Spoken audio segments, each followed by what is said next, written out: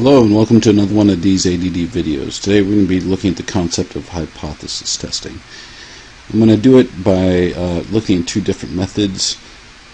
Choose whichever method applies to you and try to understand both of them, because different groups of people will decide to use different things. So in either case, what will need to be established is called a null hypothesis.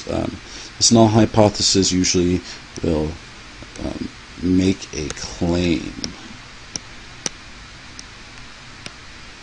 So in method 1, that claim will be mu equals a number. Okay, so the general population equals, 20 hours of TV watching a week, or whatever we're looking at. Method 2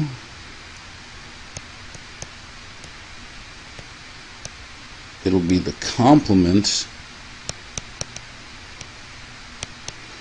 of the research or alternative hypothesis, which this is the symbol for that.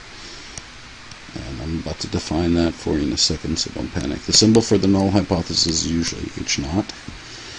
The research hypothesis is going to test the claim. And for both methods, the research hypothesis is going to be one of three scenarios. We're either going to have, well, actually, let's do it this way. For method 2, I have it written in black. For method 1, it would be mu is greater than the number that we said. Mu is less than the number, and mu is not equal to the number. Okay? So this is method 1 in red, and then method 2 in black. Okay? So when we're doing this, what's going to happen is this first one here is called a one-tailed test high. So one tail high. Okay? That means that the rejection region is going to be over here on the top end. What we're saying is the claim that you made is false. We think it's greater than the number that you were talking about. Right? And mu1 and mu2 has to do with method 2. And a quick side note, let's define mu1 and mu2. mu1 is the test group, and mu2 is a general population. Okay? mu1 test group, mu2 general population. So what we're saying here in the first conclusion is our test group is greater than the general population mean. And again, this is going to be your null or your research hypothesis here. Okay, and what I'll do is I'll write the null hypothesis here. So in this case, for method 1, it would be equals a number, and then for method 2, let's keep the same color schemes going that way. It's uniform. So method 1, the null hypothesis is going to be mu is equal to a number, and that's going to be true for method 2 or method 1 on all different scenarios. Okay? Method 2, however, is the complement of the research, right, or the alternative hypothesis. So that's going to be mu1 will be less than or equal to mu2. mu1 is greater than or equal to mu2. And mu1 is equal to mu2. Alright, so these are the null hypotheses for method 1 and 2 in this column above here. Okay, this whole thing right here. Red is method 1, black is method 2. And these are your research hypotheses. So back to explaining what the rejection regions were. So in this case, our claim, which was that the mean equals some number, and method 1 is being refuted by saying it's greater than that number. So our rejection region is up here, and what we'll do is we'll calculate either z-score or t-score and compare it to a chart value of the t-score or z-score. And if your calculated mean in this case, or your calculated z-score is greater than your chart z-score, then you reject. And I'll just make this the reject column. And if it's not what I wrote over here, you will write down not enough information to reject. Okay. You can also use p-values, and there will be example videos for both of these, or actually all three of these.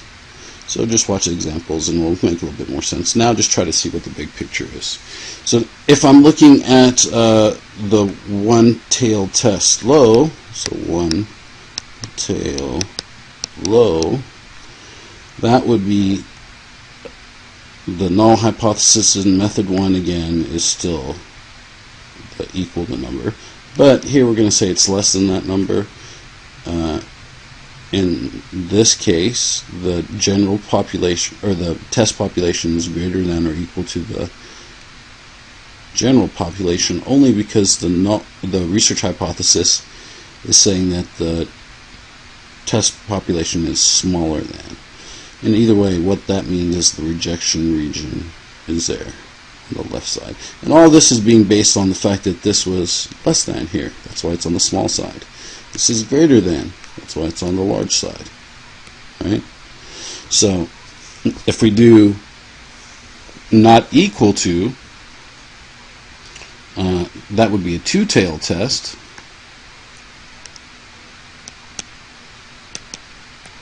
My neighbor's dog is having fun out there. And basically we're saying that they equal a number or they equal each other, the test and general population, and the claim saying, no, they don't. Alright? So here we would have a two-tailed test. And if your calculated z-score or p-value fell in this region or that region, you would reject the null.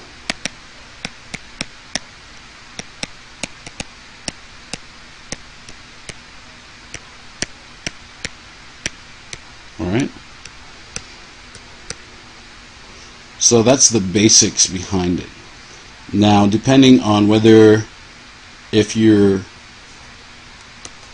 sigma, your population standard deviation, is known,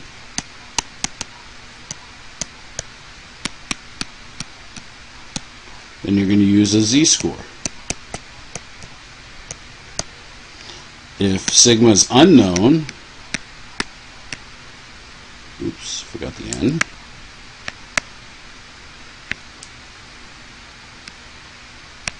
you're going to use a t-score. Alright? So, try to understand the concept. Make sure you watch the example video. All this will make sense. I'll try to make a couple example videos, but basically you establish a claim. Method 1, you're going to say that it equals some number. Method 2, then it's going to be the complement of the research hypothesis, which tests the claim that you made. And it's going to be one of these three scenarios, and the main thing to look for is what these signs are to determine where your rejection regions are. And you're going to use whether the fact z or sigma is known or unknown to determine for the z-score or t-score. That's it in a nutshell. I will look at each different scenario individually, so check out each concept video and example video individually. This is just an introduction to the concept of hypothesis testing. I hope things have been clarified a little bit. Practice, practice, practice, and thank you and have a nice day.